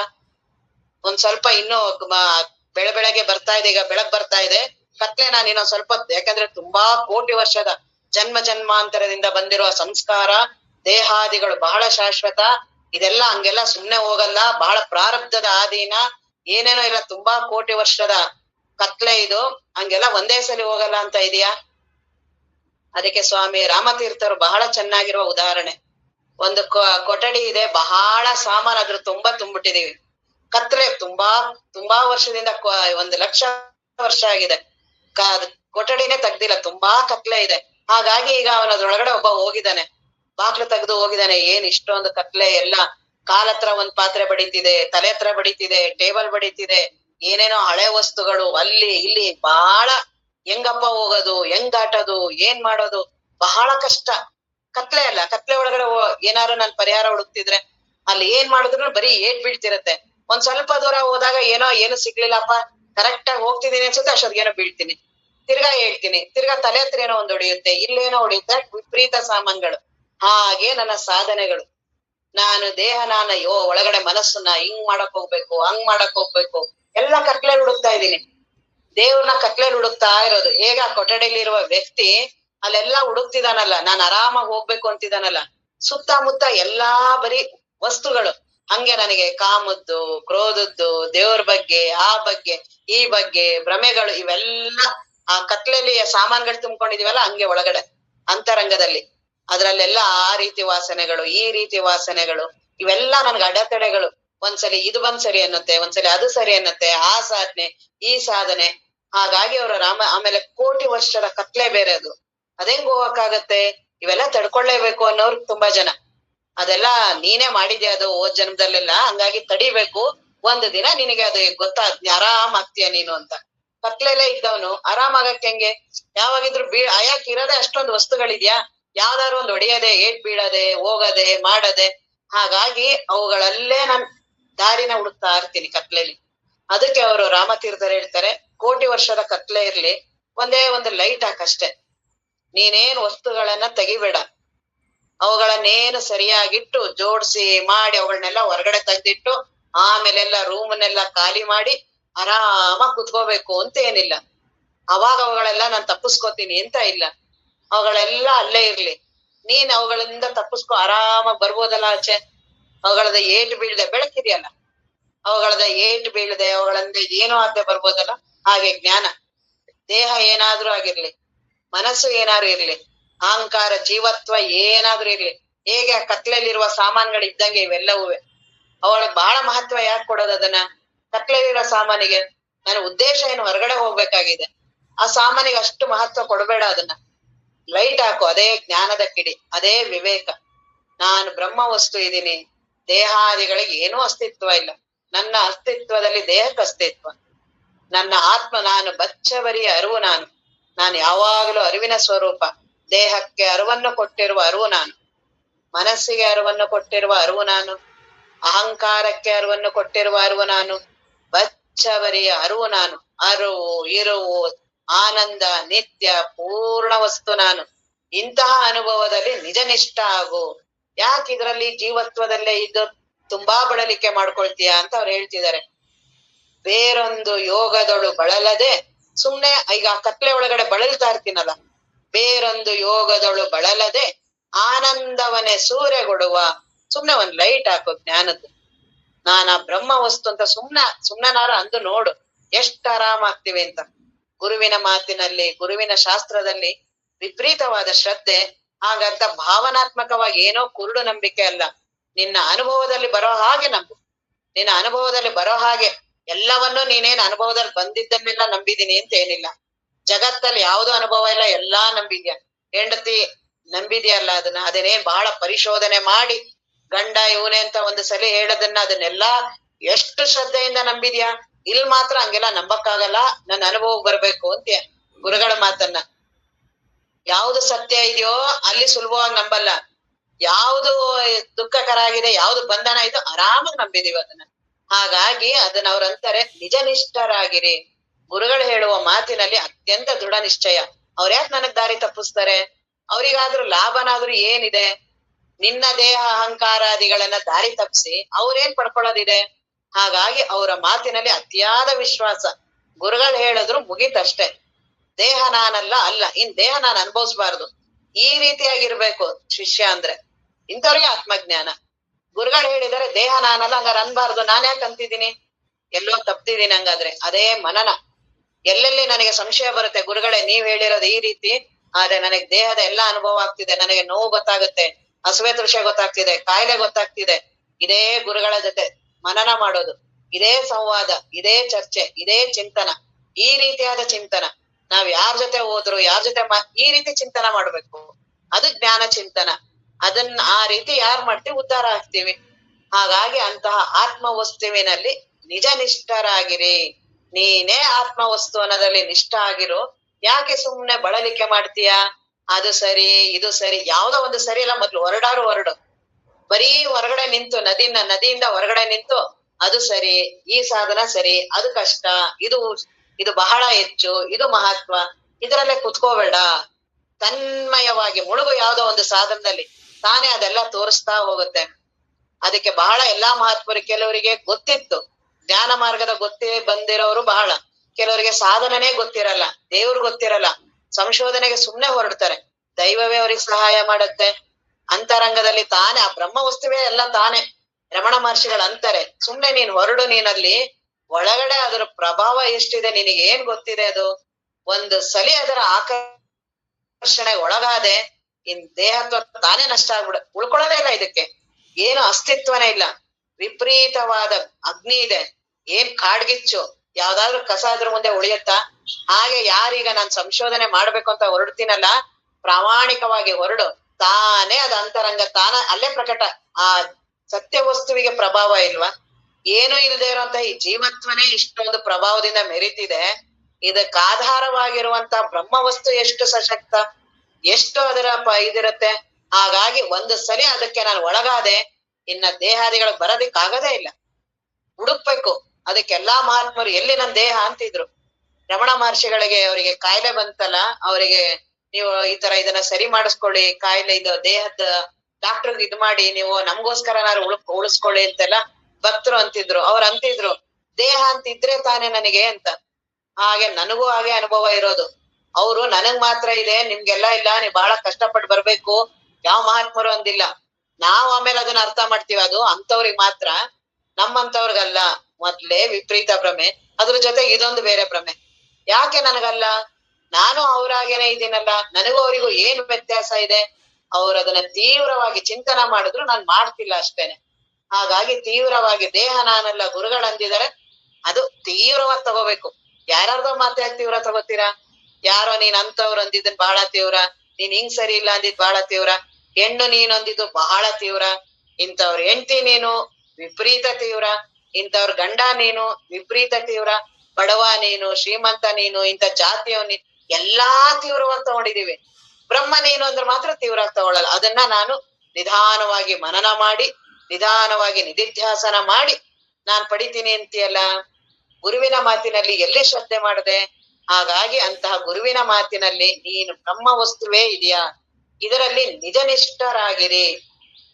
ಶಂಕರಾಚಾರ್ಯರ ಅದಕ್ಕೆ ಅತ್ಯಂತ ಈ ಜ್ಞಾನ ಮಾರ್ಗ ಯಾಕೆ ಅತ್ಯಂತ ಶ್ರೇಷ್ಠ? ಸುಲಭ, ಆರಾಮಾತ್ಮ ಜ್ಞಾನ, ಬಹಳ ಬಳಲಿಕೆ ಇಲ್ಲ. ನೇರವಾಗಿ ವಿಹಂಗಮ ಮಾರ್ಗ ಅಂತಾರಲ್ಲ, ಪಿಪೀಲಿಕ ಮಾರ್ಗ, ವಿಹಂಗಮ ಮಾರ್ಗ. ಈ ಪಿಪೀಲಿಕ ಮಾರ್ಗ ಇದೆಯಲ್ಲ, ಅದು ಇರುವೆ ಒಂದ್ ಹಣ್ಣಾಗಿದೆ, ಏನ್ ಕಷ್ಟ ಪಡುತ್ತೆ ಅದು ಮೇಲ್ ಹೋಗಕ್ಕೆ. ಗಾಳಿ ಬರುತ್ತೆ, ಮಳೆ ಬರುತ್ತೆ, ಕೆಳಗಡೆ ಬೀಳುತ್ತೆ, ಏರಕ್ ಹೋಗುತ್ತೆ, ಆ ಕೊಂಬೆಯಿಂದ ಈ ಕೊಂಬೆಯಿಂದ ಹಣ್ಣದ ತನಕ ಹೋಗೋ ತನಕ ಬಹಳ ಕಷ್ಟ ಪಡುತ್ತೆ. ಅದೇ ಒಂದು ಗಿಣಿ ನೇರವಾಗಿ ಬಂದ್ ಹಣ್ಣತ್ರ ಹೊಟ್ಟೋಗುತ್ತೆ. ಹಾಗೆ ಜ್ಞಾನ ಮಾರ್ಗ ಇದೇನಿದೆಯಲ್ಲ ನೇರವಾಗಿ ನೀನೇ ಆತ್ಮವಸ್ತು ಅನುಭವ, ಆತ್ಮಜ್ಞಾನ. ಯಾವುದು ನಮ್ಮ ಅಪ್ಪವರು, ಶಂಕರಾಚಾರ್ಯರು, ರಮಣ ಮಹರ್ಷಿಗಳು, ಸಿದ್ಧಾರೂಢರು ಅನುಭವಿಸಿದಾರಲ್ಲ ಅದು ನೀನೇ ಇದೆಯಾ. ನೀನ್ ಈಗ್ಲೇ ಇದೆಯಾ, ಅದು ಯಾವಾಗ್ಲೂ ಆಗ್ತೀಯಲ್ಲ.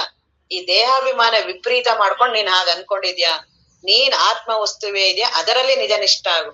ನಾನ್ ಬ್ರಹ್ಮ ವಸ್ತು ಇದ್ದೀನಿ, ನಾನ್ ಅರಿವಿದ್ದೀನಿ.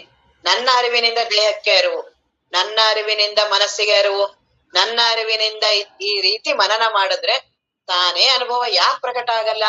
ಒಂದು ಸ್ವಲ್ಪ ಅದರ ಹತ್ರ ಹೆಜ್ಜೆ ಇಡು, ಅದರ ಆಕರ್ಷಣೆ ಹೆಂಗಿದೆ ಅಂದ್ರೆ ತಾನೇ ನೆಳ್ಕೊಂಡ್ಬಿಡುತ್ತೆ. ಇನ್ನ ಅವರು ರಮಣ ಮಹರ್ಷಿ ಅಂತಾರೆ, ಜೀವನ ಇನ್ ಮುಗೀತು, ಜೀವನ ಅಂತ ಇರೋದೇ ಇಲ್ಲ, ನನ್ನ ಜೀವನನ ನೀನ್ ಹಾಳ್ ಮಾಡ್ದೆ ಅಂತ ಅವ್ರು ಹೇಳ್ತಾರೆ.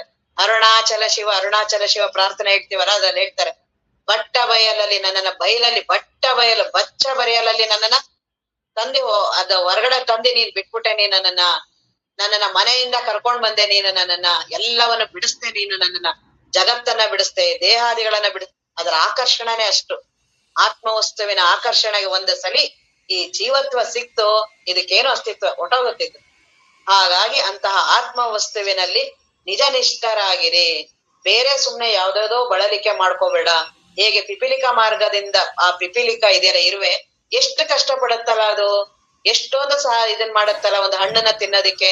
ಅದೇ ಗಿಳಿ ಇದೆಯಲ್ಲ ಹಾಗೆ ಜ್ಞಾನ ಮಾರ್ಗ, ಅಂತಹ ಇದರಲ್ಲಿ ನಿಜ ನಿಷ್ಠರಾಗಿರಿ.